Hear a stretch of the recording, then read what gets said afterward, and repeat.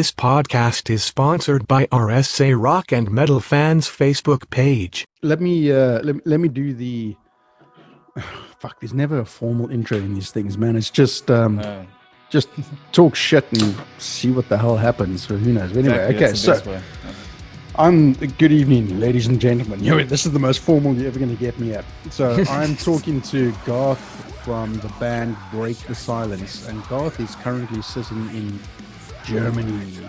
Dude, why Germany? It's a good question. I mean, at first my brother went over because he had enough of his situation in South Africa, and it was for a new experience. And then I thought, I was working for an insurance company at the time, which was... Now I understand why you fucking left. Yeah, Exactly. Absolutely, I get it now. Yeah, and the company I was working for, it wasn't really, working out. So I decided, fuck that, I'm gonna head over myself and start a new experience. And then obviously, given the political situation in South Africa, it just made it more sense, also for the music as well. But Germany's not doing that great either. Well, mind you, Europe is not doing that great actually. In terms of coronavirus, or just in general? No, in terms of just being fucked up. I mean, look at the UK, for example, how stuffed everything is there. Yeah, it's, I'm not huge into politics, but I do observe it from like a very far distance. Yeah. And at least we're not in America. No, fuck no, Jesus, that's even They've got it fucking bad, man. Exactly, dude. But if you look at it as a whole, I think it's if I can give any opinion, I'm not so clued up in politics. I'm not entirely versed on it as I should be. But in my opinion, the whole sort of political system as a whole has sort of failed the people at the bottom. I call them the bottom, or us, the bottom feeders, and it favors the rich politicians and it favors the people that run it.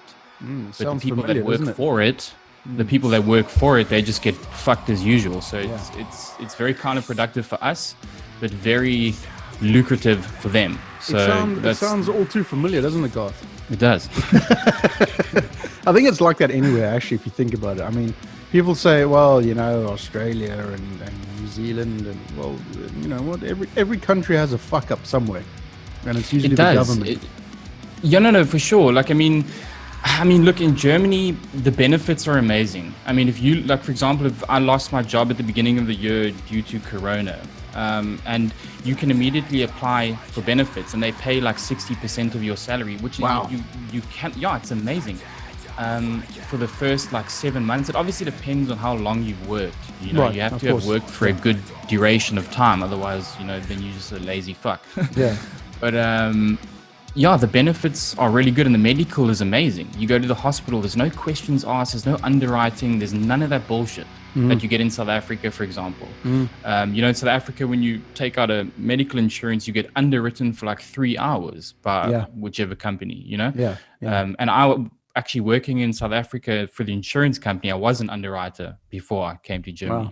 Wow. So you got inside scoop, man. So you fucking know. I got an inside scoop. I know how those fuckers work, bro. Did you just call yourself a fucker? Exactly. got to tell the truth. But Germany has its perks. I mean, it also has its downside.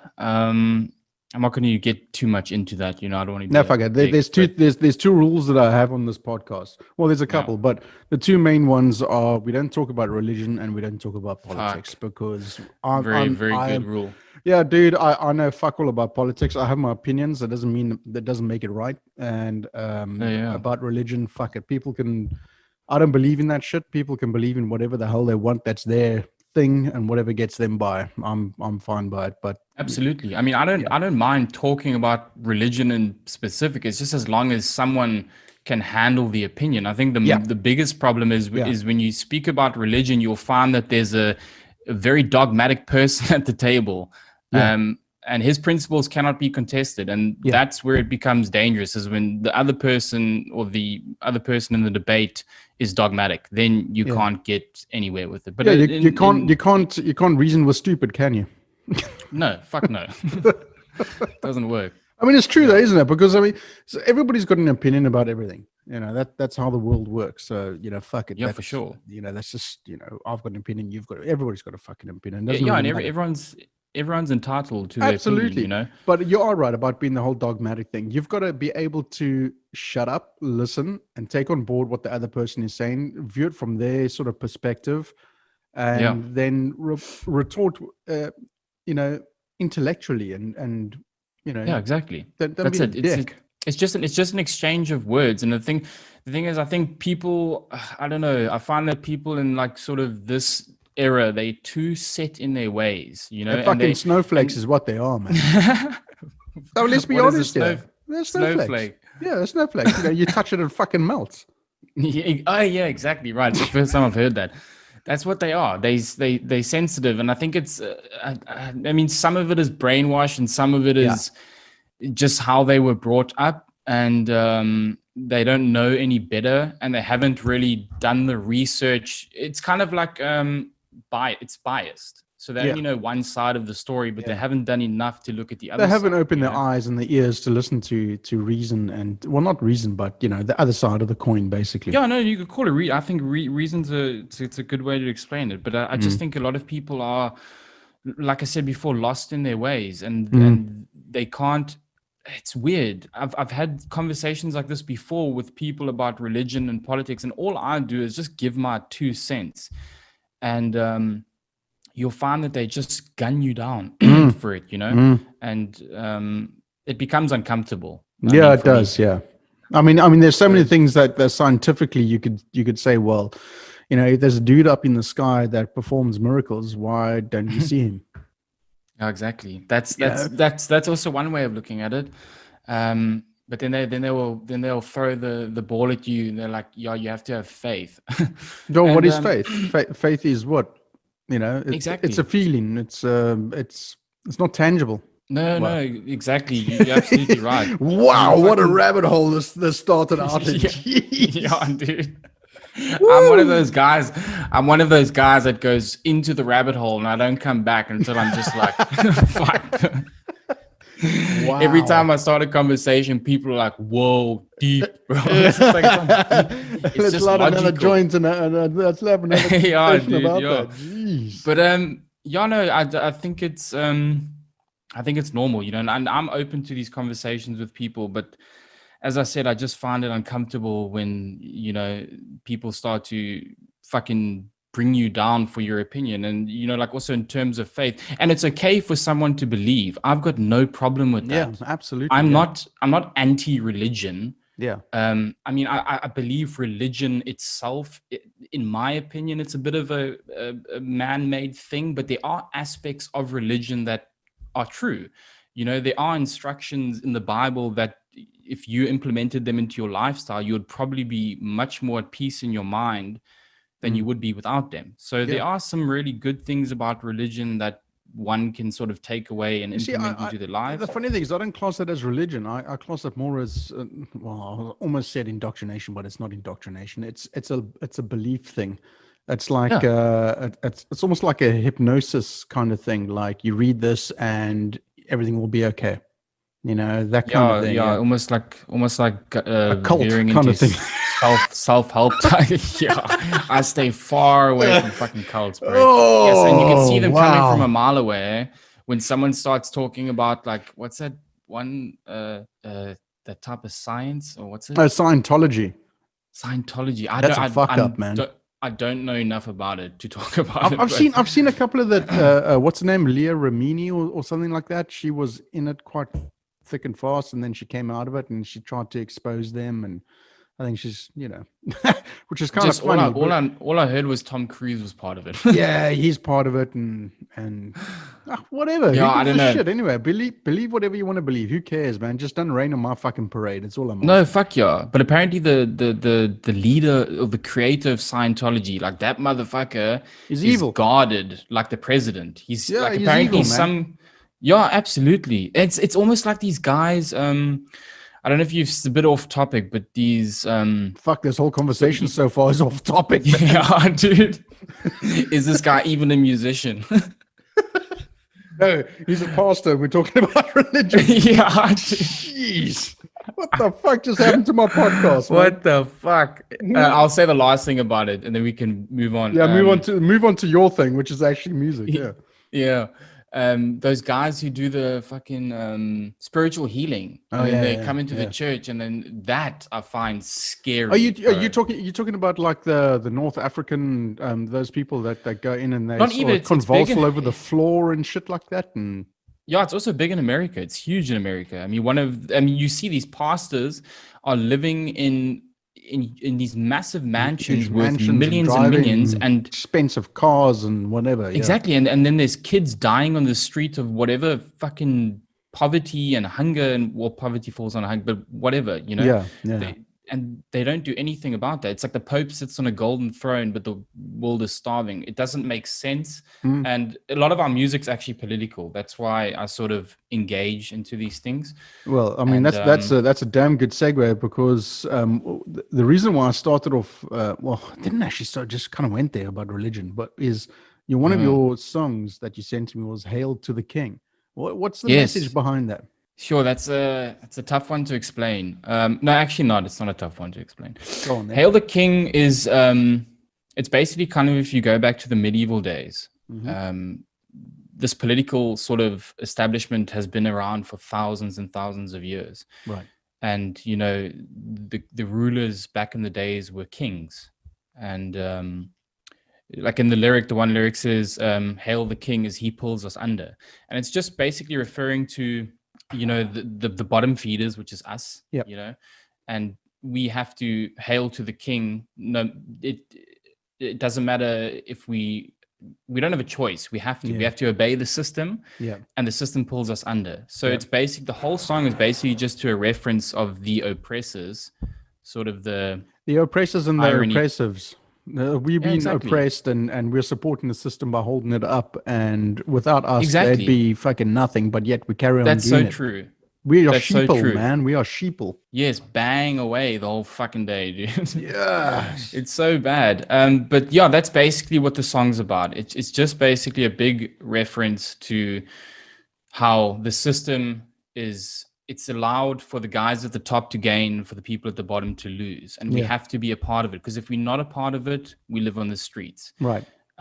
You know, if we're not a part of it, we lose our house. If we're not a part of it, we lose our car. You know, you lose your whole life. You're so reliant on it. It's ridiculous. Exactly. It's almost become like we symbiotic with it. You know, without it, we can't do anything. And some people have sort of done the step to remove themselves from this world, and then you'll find that the governments make it difficult for you to do that as well. So you want to go live in the forest and be self-sustainable and whatever. Yeah.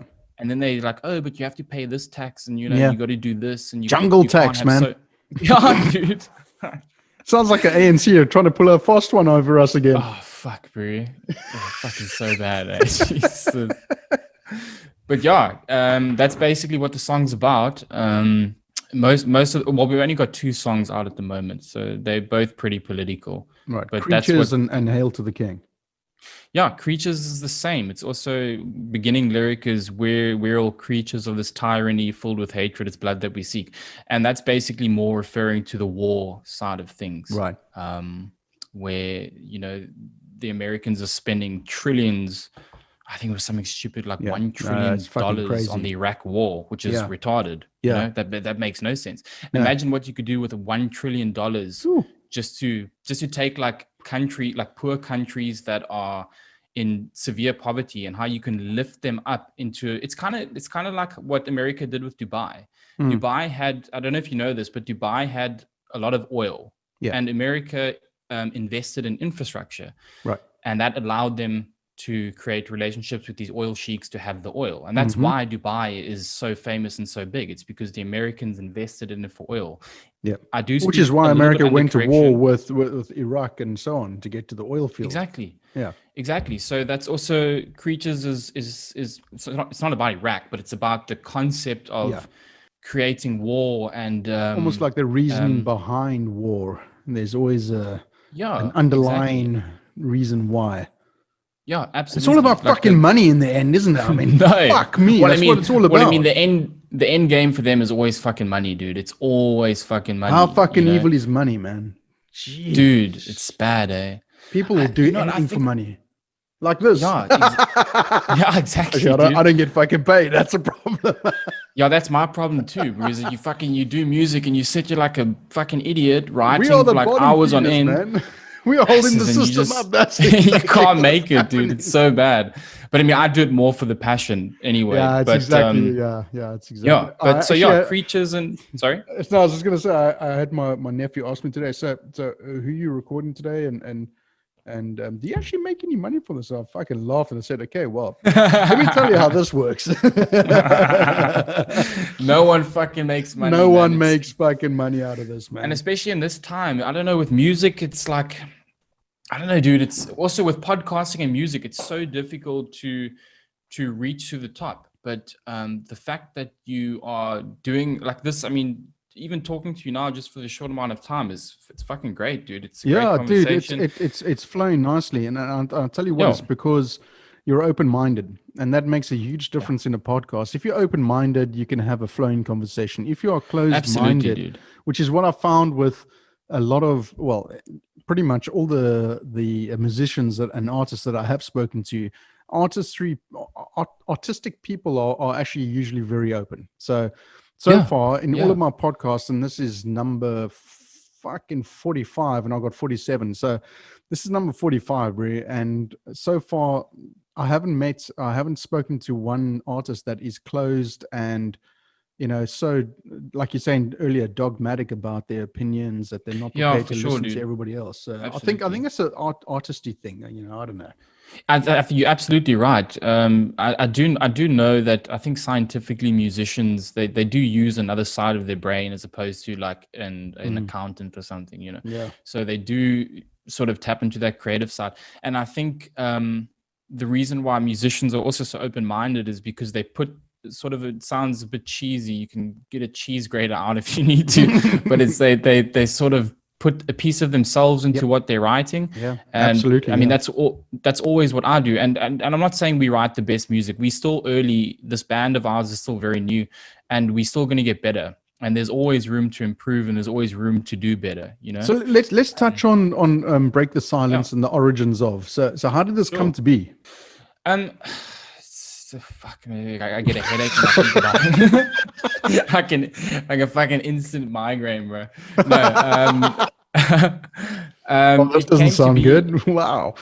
No. It's not all bad. It's just I've been struggling a long time to put a band together. I mean, I started as a kid, like playing. I was like 7 years old, and I used to make guitars out of weird shit, and I used to make drum sets out of coffee tins, and I'd get all my friends and be like, hey, do you want to be in my fucking band? And they hated it, but they did it, you know, because it brought fun.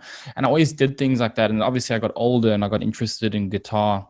And then I saw at school, I saw these two guys jamming like Blink 182 or something on 2 acoustic guitars, and it blew my fucking mind, bro. I was like, what the fuck? You can actually do that.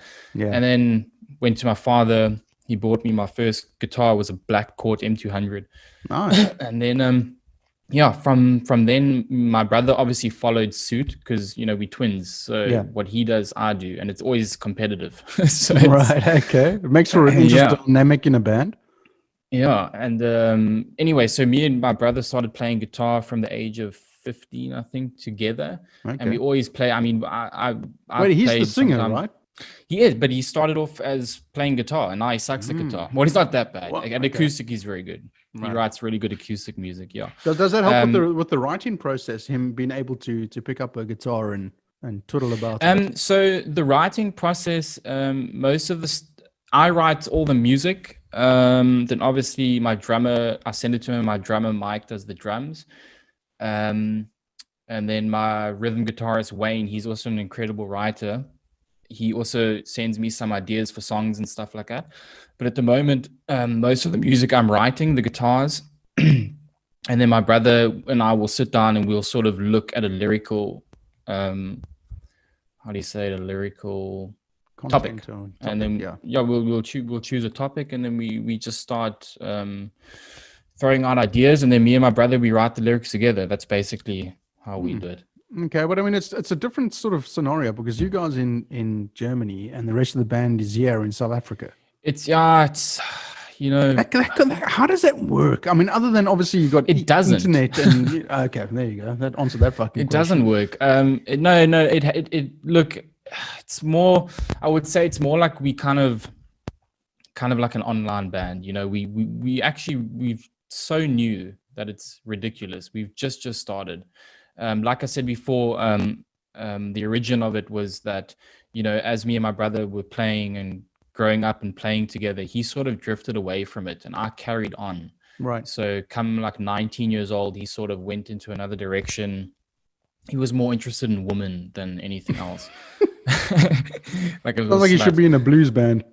Yeah, dude. Or a jazz band. Or a jazz band.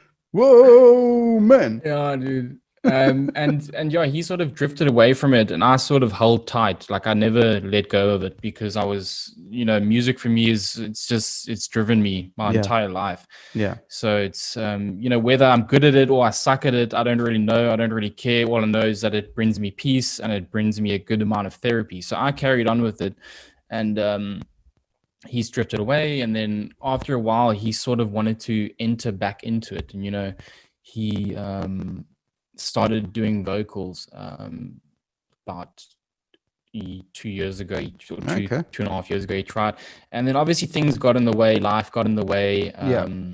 You know, we were both doing shit that we're not supposed to be doing, and we struggled to find a standpoint. And then he sort of put his head into it a bit later when he decided to, you know, sort of try the journey of not doing the bad shit and being straight and doing his thing. And then eventually we planned the first music video. I sat in the studio recording the song for like 13 hours a day, getting it perfect. And then we just made a music video because that was the biggest dream of mine, was to have my first music video. Yeah. And then you just tell me if I'm talking too much. No. You are the story, dude. So you go for it. Okay, like it. And then yeah, we made the music video. It was a big success. We got like 92,000 views on Hail the King, which was incredible. But we obviously did a marketing campaign for it, like every musician should do, Google ads and all that nonsense. But it was a success. Our producer from Austria also said that that's a really good result. So and I will be linking everything in the description below, so people can click on it and get 93,000 fucking likes. So, you know. Thank you, bro. Yeah, no, of course. But I want to find out. You say your brother Chad went sort of down the rabbit hole, as it were, and we did talk off air about this, just so that there's no animosity or anything like that. We did say we were going to touch on this and absolutely get into it a bit, but without getting too personal about it. So what happened, man? I think for us, we started drug habits, from a not a young age, but I mean, for me, I was always like as a kid, I always had sort of psychological problems. I struggled as a kid with these anxieties and fucking psychological chemical imbalances, they call it. I don't know. Yeah. I struggled a little bit as a kid. Is this an ADHD thing or an ADD thing? Nah, it's like, I don't know. It was like I used to get these fits, where I just like freak out and just black out. I just don't know what I'm doing. Right. It will normally happen under the consumption of a lot of alcohol. Right. Okay. And then I'd be in and out of hospital. Blackout drunk, basically. Yeah, it's I don't know what it was. I think it was I can't even tell you what it was. The doctor, I went for tests and all this bullshit. Wow. And sticking needles in you, it sort of eventually becomes, you become numb to it. Yeah. But to cut a long story short, so basically, my brother started a drug habit from I think the age of 21. That's fairly late, actually. Late, but whether it's late or it still fucks you. It fucks you in the same way. And anyway, so we have been indulging in drugs for like the last 7-8 years. How does this hamper the creativity side? It fucks it up completely. It completely breaks it. So I was always wondering why my music writing was so shit, and it was because I was just drinking too much alcohol and taking too much drugs, and it's as simple as that. Yeah. You know, the thing about drugs is these are like enslavement substances. They grab a hold of you and they don't let go. So, for example, cocaine, you know, cocaine, methamphetamines, all that bullshit. That's what we used to take. I mean, it was like a concoction of cat. I don't know if you've heard of that. Yeah, a lot of that shit. Wow. And these are like enslavement substances. They hold you down, and you basically under the devil's command, or whatever you want to call it. You know? And then you do get drugs that are sort of put you on a journey of enlightenment, which would be like acid, you know, LSD, something mushrooms, like MDMA. that kind of thing. Yeah, those are all good things that you can take. But you know, for us, we chose, you know, the other direction, and you know, we don't know exactly why or what. You know, there are obviously problems maybe in the childhood, some things that we experience that cause. It's always something. Has this been discussed with professionals and stuff like that, and found out the source of the problem? Yeah, I mean, when I was younger, when I was going through all this shit, I went for psychotherapy, but I don't. You know, we've been taking it for so long. Now we clean, but we've been taking it for so long that it's just warped our perception of, you know, of what those past 8 years were. It's all just a huge blur. Like you don't really remember much because you were just too busy sniffing your head off. And you know, in those amounts and over a long period of time, when you try to come off of it. You know, like my brother, he's also went through some other personal shit not too long ago. So for him, it was even harder. Yeah. And it was also very difficult for me to, you know, come home and see him and he's not doing well and he's, you know, relapsing. But he's a strong dude. He's very strong. But sometimes, you know, when you get the withdrawal symptoms or the side effects, you know, I'm not saying we were complete addicts. Yeah. But we had a problem. We had a definite problem. And we both knew it.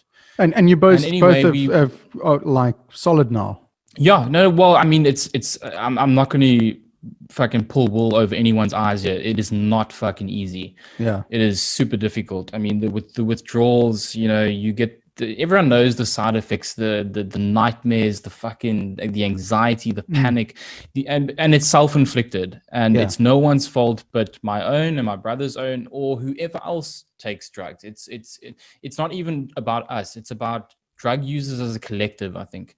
I think people misunderstand that it is an actual disease. Absolutely. I mean, your brain over the years, your brain basically gets programmed to revert to that one path, and you can't revert off of it because you've programmed yourself this way. Yeah.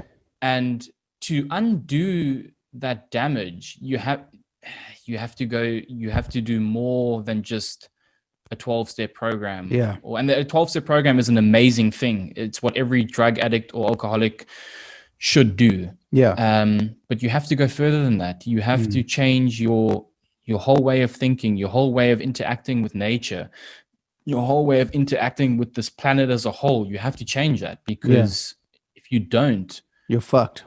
You fucked. I mean, like for me, it's like I sit here and I think about the last 8 years, and I can't cry about it because I did it to my fucking self. Yeah. You know, you have to be a man and take responsibility for your own shit. Don't they say that the first step is admitting that you have a problem, and clearly you've done that, and you've come out of the other side of it a fucking champion, man. Absolutely. I mean, I don't quite feel like a champion, but it's a step in the right fucking direction, right? So I mean, you're a fucking champion, man. Thank you, I appreciate that. You know, absolutely. Fuck. To overcome something like that is not easy, huh? No, it's not, man. It's not. But you know, I always know that there's people out there that have worse problems, dude. There's people out there that have so much worse, and in your addiction, or you sort of taught not to compare situations. And I know that's not the right thing to do, but I always try to think that there's someone worse. I mean, look at the heroin addicts, what they go through. It is fucking but Garth, mental. I mean, the thing is though, you've at some point you've got to look after yourself. You know, you can't. No, you're right. You can't be worried about other people all the time. Otherwise, you won't have enough time to worry about yourself. And you know, yourself is more important than somebody else.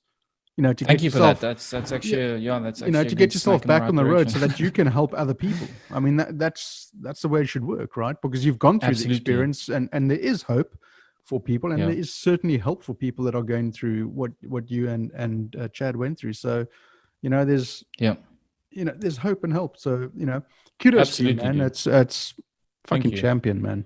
Thank I'm you. glad. I'm glad you're open to talk about it, because a lot of people would be concerned to talk about it and not have that shit out there. Yeah, absolutely. I think, I think it's good to talk about shit like this also because it helps you get a release as well. And it's good, man, because, if someone else can hear it and someone can sort of get a perspective on it, because, trying to accomplish an addiction or a drug problem or whatever you want to call it, it's a nightmare. Yeah. But it's a self-created nightmare. But Yeah. people need to realize that there is light at the end of the tunnel. Absolutely. You're not going to feel like shit for the rest of your life. Absolutely. You just got to take that step, people. You know what to do. Yeah, it's more a psychological thing than anything else. It's obviously you'll have some physical sort of, but it's more a psychological thing. It's the panic and the paranoia and the anxiety and the feeling of no control, Yeah. It's actually a good I hate that feeling of no control. I've been there many times. Not drug taking or anything like that, but sometimes you have a couple of drinks too many, and you just kind of go with the flow, and then you just realize, whoa, you wake up in the morning and go, what the fuck did I do last night? Yeah, that's I've had many times like that. I mean, for me, like a good way to explain it. It's going to sound a bit harsh. Go for it, man. Like, it's what this conversation is all about. This podcast is all about people. Everybody's got a story, man. Just tell it. Yeah. It's like it would be a night of just drinking, and then you'd obviously go buy a bag or a fucking gram of whatever you want to buy. And then, you would eventually end up in your room at like 12, just sniffing and drinking whatever bottle you have. And I would do that till like 8 o'clock the next morning. Wow. Yeah. And then then I'd have to take, prescription tablets to make myself sleep. So then you get the other side of it, which becomes a tablet addiction as well, because you're using downers like. And this is what Elvis went through, right? Ativan or whatever. What's that? Elvis went through this, didn't he? He had uppers and downers. Yeah, for sure. And that's the circle of it. That's why it becomes so destructive. And it's not only that, it's not only you destroying yourself and your well-being and your whole person. It's those around you that get affected as well. Your relationships, you become manipulative, you become psychotic, you lie, you do whatever the fuck you need to do to get that next high. It's a selfish behavior. It's completely selfish, and you think that everything is normal, and because you get dysfunctional addicts and then functional addicts, and I don't know how functional addicts do. I take my fucking hat off to them. Don't praise them, God. Don't praise them. Yeah, because I'm the dysfunction one. And yeah, it used to be a lot of nights like that. And then, you would always be like, oh, fuck, you'd wake up feeling like if there was a gun next to your bed, you would sell the gun for drugs or shoot yourself in the face. Yeah. It's like one of those two options. And then you always tell yourself you're not going to do it again, but you do it again. So what I'm saying is, to anyone out there who has this problem, you need the correct help. You need to do the 12-step program. You have to go to meetings. You have to do the work. It will never work unless you are putting in 100% effort. Right. If you're coming home and you're just lying in bed, like I've done for so many fucking years, and you're not sitting down and doing the work and doing the 12-step program and having a sponsor and doing something that's going to help you get out of the situation, you need that shit. Yeah. Because if you think you can control it, you fucking crazy. Yeah. There's no way. And there's no harm in going and asking for help. Absolutely none whatsoever. A lot of people find shame in it. There's no shame in it. There's no shame in that whatsoever. I mean, I went through a period of just over a year ago for 2 years where I lost my business, closed down, and oh fuck, man. I went through it, and I was suicidal to the point of like. Yep. I had a standing knife to my wrist and said, all I have to do is just go for it, and that's it. Absolutely, dude. All this pain and all this worrying about everything is over. And then the other end of it, I was seeing my wife's face and my 8-year-old's face, and I was going, it's such a selfish thing to fucking do. And how can you just leave them behind? It's so fucking wrong. For 2 years, I went through that. You know, so there's no harm in asking for help. And thankfully, my wife, the warden, as I call her, she helped immensely with that. So yeah. No, that's good, dude. It's nice that, and I'm sorry you went through that, but it's nice that you have someone like that on your side. And I think, you know, like a lot of women get a lot of shit in this world, you know, and I know on Instagram you get these women that are just like pouting in videos for like for like 20 seconds, but there are some really good women out there, dude. Oh, absolutely. I was speaking to somebody the other day, and I was saying, why aren't there more women in office? You know, presidents and you know, mayoresses or whatever the fuck you want to call them. There should be more women in office. They're more sensible. They've only got one head, not fucking two. You know, let's get more women in power positions, man. They're more sensible and I feel the same. I feel like women are becoming the front runners of business at the moment. Absolutely. You know, like men are fucking stupid sometimes, man. They fucking men are gung-ho primitive and fucking destructive. Yeah, men are super primitive. You know, they have this way. They kind of like just think with their dicks. And I'm not generalizing. I'm not saying all men are like this, but there's a good majority of them that are. And you know, all they want to do is just fuck everything that moves. And I'm not saying I was not like that before, because I was. No, we were all like that. I think so as well. But the problem is that, you know, men have such a firm grip on the steering wheel, you know. It's fucking stupid, man. It is. Yeah, I think women would do a much better job, because they also have the intention of it depends what woman. When you look at America and you look at like Hillary Clinton, and I don't even want to go there, but you know, that doesn't seem. I don't think anybody wants to be honest. Yeah, I think, you know, I think whether it be a man or a woman, I think the person leading, you know, the world as a whole just needs to have the integrity of the planet in mind, because that's the most important thing. I think that's what women are good at thinking about. They can multi-think, not just multitask. They can multi-think. They can multi-think about everything. Women are like octopuses, man. 3 fucking hearts and 8 fucking legs. Geniuses. Absolutely, dude. They're crazy. And the thing, you know, a lot of like I have like some friends, you know, or you always hear someone being like, "Oh, that chick's so ugly." Like, how fucking dare you? How fucking disgusting is that? How can you I don't want to call it discrimination. Can you call it? It is discrimination. Yeah. How can you discriminate against, you know, you must, like I always say to just guys, by you must understand looks.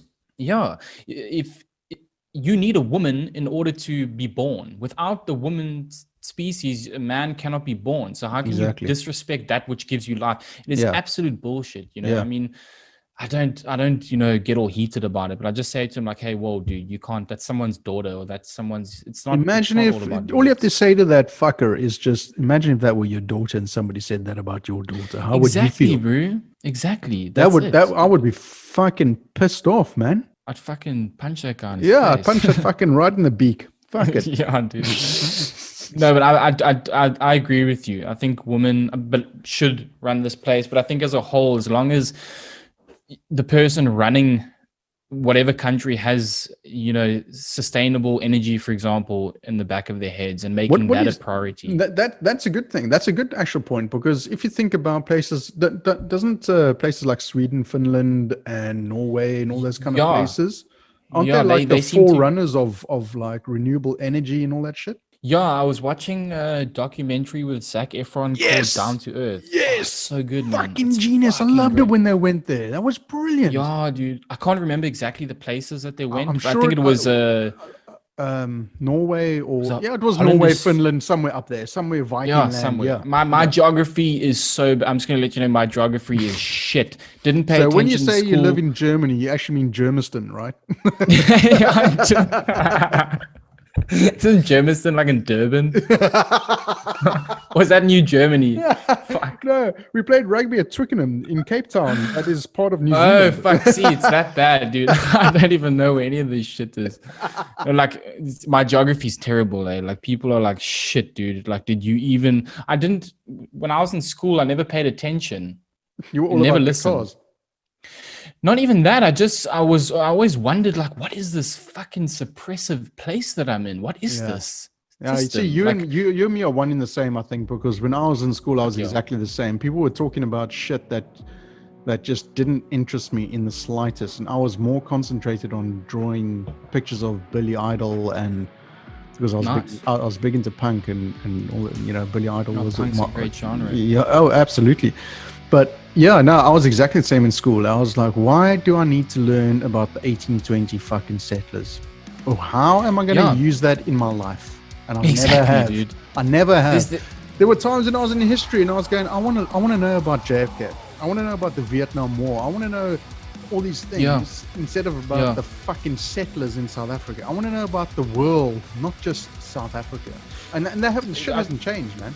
I'm glad you said that. That's really true. I think that's the problem, is the not availability, but sort of the narrow-minded thinking. The narrow-minded way of teaching. It's the biggest problem in South Africa is I know the apartheid is important. It is important for people to know that was fucked up. You can't do shit like that. But you can't blame Jan van Riebeeck for that shit. No, but you can't constantly just keep history to one thing. You know, you need to also diversify and move away from certain topics. Like That's a very good word, diversify. Yeah, absolutely. Yeah. And I think that in school, I just felt like, you know, the kid at the top was getting the gold star and then the guy who wasn't. It's a reward system, you know? It's just a reward system. This is one of the many reasons why the warden and I took our 8-year-old out of school and now we do homeschooling. Oh, really? Yep. Because now I can go on fucking YouTube and we can discover a land outside of South Africa and say, let's find out about Greece. What happens in Norway? Oh, look, this is the kind of animals you get in Australia. Hey, this is where your friend Greg, you know, lives in Perth, and these are the kind of weird animals you get. Hey, this is his back garden. He's got a skate ramp. Oh, cool! Look at that. You want to know what a skateboard, how it works? Look at the wheels turn. There's little bolts and shit and everything.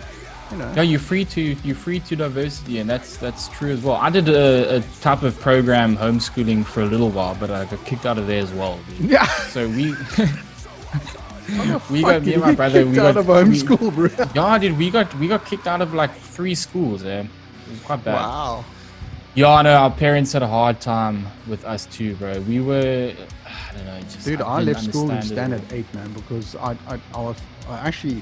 was dating a girl, and she, her parents were English and decided to take her out of school and send her to college down in Muizenberg in the Western Cape, and a South Peninsula Technical College.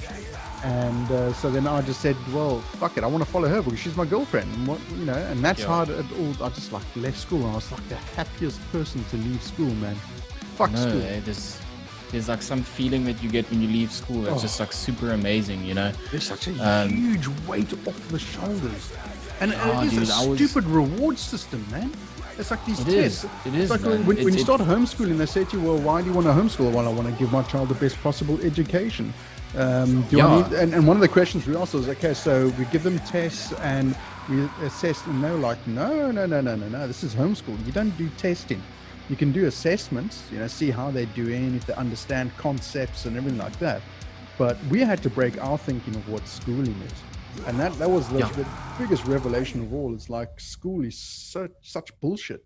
To some people, not to everybody. To some people, not to everybody. I just need to put that in there.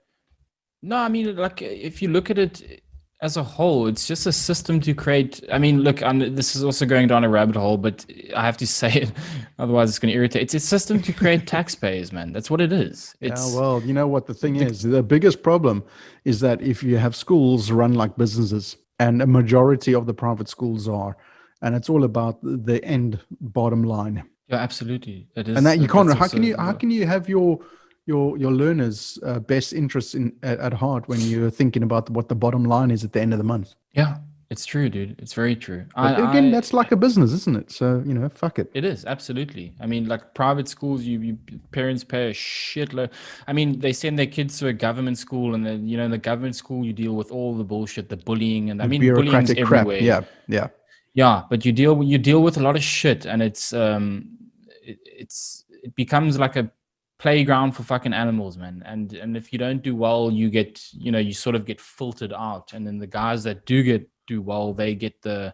But this is the same throughout life, though. Any workplace, absolutely. It's exactly the fucking same.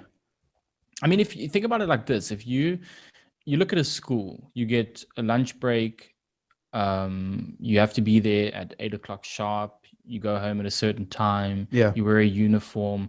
If you're in trouble, you go to the headmaster's office, you get a warning, disciplinary hearing, and then you get expelled.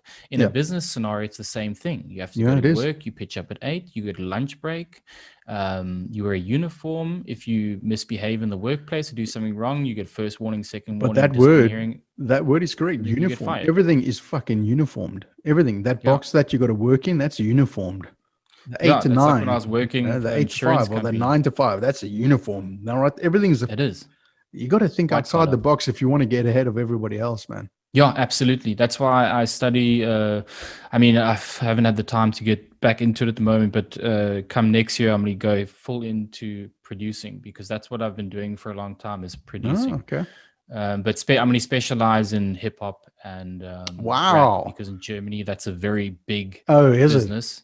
Yeah, come on, we need more Rammsteins, people. Come on, more Rammsteins, but just for producing though, not me writing it. Yes, yeah.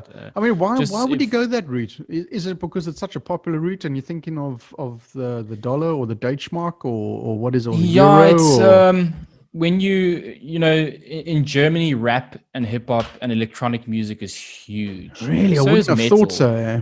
Such an industrial country, you would have thought, to be more Rammstein sort of stuff. No, fuck you, monsieur. The rappers here, the scene is way bigger than the metal scene. It's way bigger. But why is metal so fucking like? It's a misunderstood genre, man. Is that still a thing? Is there people still say, "Oh, metal, the evil, and Satan, and all that sort of shit"? Absolutely, does that still happen? Absolutely. They think like when we released our video onto YouTube, there was like a family friend who made some shitty comment saying that this music is too hateful and you should do like a and they obviously just didn't get the message. They just didn't understand. And then I obviously replied nicely and I said this was the message of the song. So I think at the end of the day, it's a misunderstood genre, and a lot of people are like, why is he screaming? I was like, why is he not? Fuck. Well, it's I did a I'm trying to think who it was. It was my good friend Gilby from RSA Rock and Metal Fans. We were talking, and that's been released shortly. And we were talking about getting the figures. if somebody was nerdy enough to get the figures of deaths related to heavy metal and deaths related to hip hop and rap, what the numbers would be. And I think how outweighed metal would be such a lightweight compared to rap and hip hop. Yeah, with all the violence. It's heavy shit that they sing about, but they get away with it. Now, a rock artist or metal artist comes along and says something similar to what they're saying, and it's all fucking gung-zo, man. I know, it's weird, dude. I think, rap, the problem with, like, I love rap music, don't get me wrong. There's a lot, like, Eminem. Well, that makes one of us. Dr. Dre, really good shit out there, but the problem is the rap in 2020, this mumble rap, this nonsense that these people listening to, there is an artistry to it though, isn't there? I mean, there is, you've got to be a damn good artist to be a rapper and hip hop artist. But like you say, this latest shit is a pile of crap. It is a pile of crap, dude. And the thing is, these people are rapping about superficial bullshit that doesn't mean anything. And I think if you are given the gift to be a music writer, and if you are given that ability by the universe or the maker who's ever given it to you, because it's not from fucking you. None of this ability comes from ourselves. It comes from somewhere else. Yeah. Absolutely, you know. And if you're given that ability, you need to use it in a positive light. You can't use it to yourself, you know. You can't be selfish about it. That's why I think it's important that musicians sing or rap or do whatever about are there metal issues. bands that do it for selfish reasons? I mean, there's a lot of like glam rock out there, which I don't really listen to. But I think when you look at like bands like Parkway Drive, or I mean, as like, I'm not going to say As Lay Dying, because that was more about their personal issues, and that's fine. That band went through some shit, and they're my favorite band. They're so good. But like also like Parkway Drive, they sing a lot of they scream about a lot of important issues. Yeah. And I think that's what every band. I'm not saying every song needs to be political. You know, this new song that we're working on, called The In Between. Perfect segue, dude. Let's talk about the new shit, man. Come on. Let's get away from the politics and the religion. Let's talk about music, man. What's going on with Break the Silence? What's happening for 2021? Let's go there, man. Well, I mean, at the moment, it's a bit difficult. You know, like my brother's in South Africa now doing his thing, sorting himself out. So, you know, we kind of taking a little bit of a step back, even though we've just started, but we have to in order to get ourselves in order. But we do have some stuff planned. We've got a song called The In Between that we're busy doing. Right. And then another song called, I think it's called Savor the Kill. I'm not entirely sure. I think. You must check my Cubase fucking project file. It's a complete mess. It's like 006 song 6 take 1 or like. Hey, well, was that 666? Oh dear. Yeah, dude, it's the devil's number. Yeah, dude. Yeah. Funny enough, I woke up this morning, I put my phone on and said, clean out your cache. And I was like, okay, 666 megabytes. I was like, fuck that, leave it. Oh, fuck. It was a sign. I'll wait till it gets to 667 and then I'll clean it. It was a sign. Don't do this fucking podcast with this devil worship. Okay, so you got two new tracks. How far along are they? Well, the one we've recorded, the one for Savor the Kill, we've tracked the vocals just before my brother left. Right. The other one, we tried the vocals, but there were some issues. It's also like my brother's head was not completely here, so it was also very difficult for him to belt out all that shit. Right. But we haven't done the vocals yet for the In Between completely, but for Savor the Kill we have. And we're going to be shooting 2 music videos in South Africa. So when I'm there in February, we're going to be shooting 2 music videos. Okay. And then we're going to be releasing the one as a lyrical video first. And then probably in March, we'll release it as a music video. And then maybe July, we'll release the next lyrical video. And then thereafter, another music video for Creatures, actually. Wow. So, I mean, what is the end goal here, Garth? With half the band in South Africa, is it a case of you guys coming back and touring South Africa and then getting the rest of the band to come to Europe, or what's the story? Yeah, we've had this discussion a lot of times to get the band together into Europe, and that was the idea, and it was on track. We decided that end of next year we're all going to quit our jobs, and then obviously we're going to have saved enough cash here to fund a tour through Europe, and that was the idea. Okay. And then this little fucking girl with a short skirt called Corona came, eating a bat, and there you go. That was it. That was it, bro. It literally fucked everything up. How lame is that? Eating a bat. I mean, hadn't they learned from it? Fucking no, jeez. I mean, that fucking did that in the 70s, or was it the 80s? Fucking whatever. What, eating bats? Yeah, Aussie. Oh yeah, shit. Yeah, but when you watch The Dirt, he had to go for shots and everything afterwards. Yeah, when I watched the movie The Dirt with Motley Crue. Yes, yeah. I saw the character that was Ozzy Osbourne, and I kind of knew in the back, when I first started watching The Dirt, I was like, oh, this is cool. This is a movie about a band. And I was just like, okay, cool. And then I'm watching, and then they're sitting around in a circle thinking of band names, and they're writing it down, and they're like, nah, that sucks. And then the one guy writes something down, and then I just see Motley Crue, and I fucking blew my mind, dude. I was like, what the fuck? I had no idea this was about Motley Crue. And I'll tell you what, if 3/4 of the shit that they did is actually true, then fuck, kudos to them, man. Yes. They were crazy, dude. I mean, that's the 80s, that movie was deep, bro. It's heavy, but Vince Neil's daughter, Skylar, or whatever her name is. Crazy shit, Jane. Dude. And you know, the shit that they went through, and going back to the drug thing, you can see that's if anyone wants to get a good example of the dysfunction that drug abuse causes, watch The Dirt. Yeah. That's such a good example. And it's amazing that Nikki Sixx is actually still fucking alive, considering he did flatline twice or something like that. Unfucking believable. I mean, I couldn't believe it. I mean, but that oak is, you know, he was Nikki Sixx. He was born to be part of Motley Crue, and he was born to be who he is. You know, I think it was just. I mean, you were touching on saying like these upbringing. Well, an upbringing has a part to play in how you end up in life, and his upbringing wasn't exactly fucking sane. No, it was crazy, dude. I can't exactly remember what it was. Something with his mother. Yeah, his mom.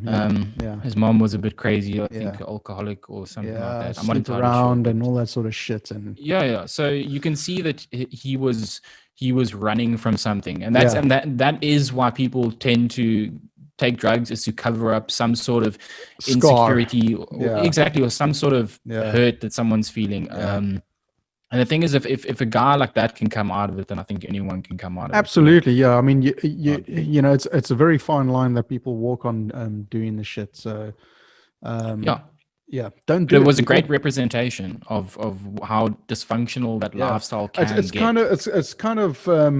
I think they portrayed it in a really good light, because they portrayed it in how it can make a person feel, and how, you know, you feel like you're fucking invincible. But in fact, you're not. You are destroying yourself slowly but surely. And they absolutely. I was worried they were going to glamorize it too much, but it was the 80s. It was excess, but you know, and in the end, you could see that they I mean, I didn't even know it was Motley Crue at the beginning. So yeah. Yeah, no, absolutely, they did, and it was. I think the movie as a whole just had a really good balance and representation of what that life can do to you if you don't.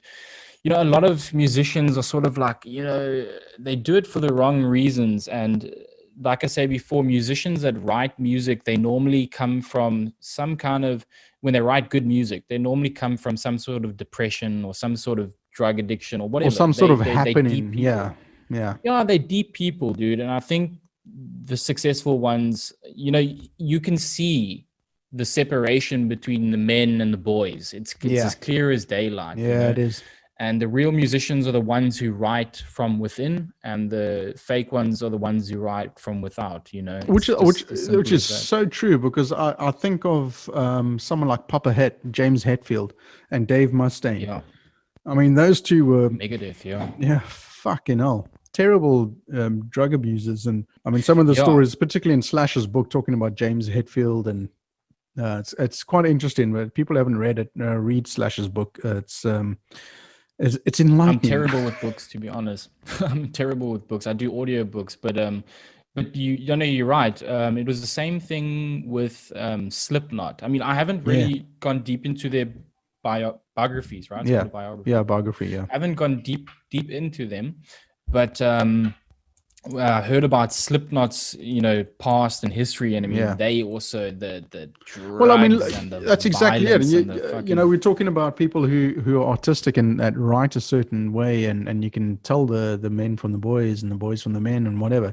And Corey Taylor is one of them. I mean, his lyrical content is fucking amazing, and people give him shit, you know. But yes, he's one talented motherfucker, that's for sure. Yeah, like through the glass. That's also like when you listen to that song, or Snuff. Stone Sour. Yeah, Through the Glass. Stone Sour, or Snuff. Snuff. Snuff. Yeah, he wrote that for his bassist Sid, wasn't it? You can hear that man's soul, bro. Yeah.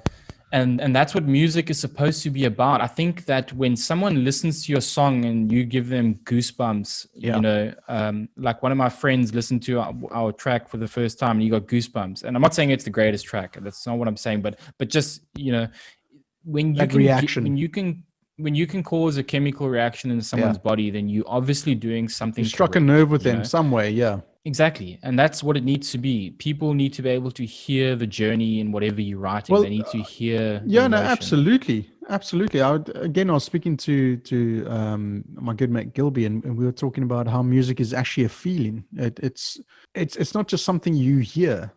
Yes, it does play a part, but it's a feeling.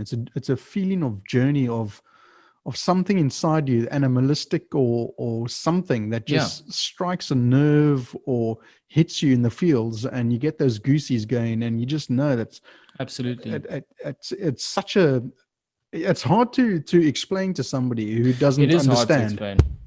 It is hard. And a lot of people, when you know, I've had this conversation with people before, you know, like with my girlfriend at the moment, I can speak to her about this for days and she loves it. And that's really cool to find someone that you can speak about this shit with. And she's actually a singer. She's really good.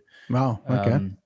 And to find people you can, because I've spoken to a lot of people before, and you speak to them about this feeling and they sort of sit there yawning and they're like, like move on. They don't bored. get it. They're not interested, you know. And I think it's, if you want to have these conversations about music, or you need to do it with like-minded people. Yeah, I was just going to say, like-minded people are the way to go. Exactly, dude. People with the same drive and the same passion. That's like all the guys that play for Break the Silence. Like my drummer, Mike, he's an incredible writer. He's got a band called Code 106. Okay. And you check them out. They're amazing. Really, really Hang on a second. They've been posting quite a bit on Facebook recently. Yeah. Are they with Plug Music Agency? I think can't tell you that. I don't know. Okay, well, I think they've been posting a fair bit on the socials lately. Code 106. Yeah, it's called rings. Rings a Code 106. Hell of a bell. Yeah, he's an extremely talented writer. Then the rhythm guitarist Wayne is a producer, also extremely talented writer as well. What's his surname? Which one? Wayne. I don't know how to pronounce it. Wayne Lubba. I can't pronounce it. Are you been that far away from South Africa? You can't say Labaskachni. Jeez. Yeah, that's it. Fuck, he's going to punch me in the face. He's going to hit me so hard. It's when you speak so much German, you can't pronounce these words anymore. That's it. He does producing, and he's also a writer as well. Then our backup vocalist and who writes bass for me as well, Matthew. He's also he's got a band called An Empty City. You must check them out. I mean, they're all just incredible. Well, hook me up, Rick. Yeah, tell them to get in touch with me, man. I'll do a podcast with them. Absolutely, I'll do that. Definitely. Cool, man. So we're fast approaching the end of our time now. So as I do with all my podcasts, at the end I always ask what your rig rundown is. Rig rundown. Yeah. My rig rundown sucks, but I'll tell you. Listen, I can't suck considering what I've been hearing lately. Jesus, come on. Is it? Should I go through studio rig? You can do both, live, studio, whatever you want to do. Yeah. So at the moment, I don't have an amp out. It was a huge fuck up with the order, but doesn't matter. So what I would go through is for a live setup is Line 6 Helix fixed pedal. Then I've got an ESP EC401, then I've got an ESP M Black Metal, and then obviously through a PV6505 Plus, and then you pair that with the Tube Screamer for the rhythm tone. Yeah, that's live. What I would do. Yeah, that would be a great live setup. Okay, studio wise, and then studio wise, I use at the moment my monitors are not that great. They're Behringer K5s. STK5s, they're not bad. And then I use for recording, I use the Scarlett Focusrite 8R6. I think it is, yeah. And then production program is Cubase Pro 9. Okay, cool, man. All right, Red. Yeah. So Garth from Break the Silence, thank you so much for chatting to me, man. And we finally got the podcast done. Yeah, dude, I know. it's a relief. with time differences and everything like that, we actually got it fucking done. Dude. And It's always a headache. cancellations and rescheduling and all that Yeah, sort of shit, dude. man. Jeez. No, I'm glad we got it done, dude. It was really, I had a lot of fun. This was really cool. I enjoyed it. Awesome, Thanks, man. Well, listen, when you guys get together and come out and release some stuff, give me a shout and let's do this again. Let's talk about it. Yeah, absolutely. I'll give you a shout. Absolutely. And And I hope definitely, I'll hope definitely all goes be well back. with Chad, man, and Thank you his very much. recovery. And again, champions, both of you, man. Thank you. Appreciate it. Thanks for your time, bro. All righty, bro. No worries, man. Have a good one and be safe, eh? Cool. You too. Cheers. All righty, Bye. dude. Keep well, man. Cheers.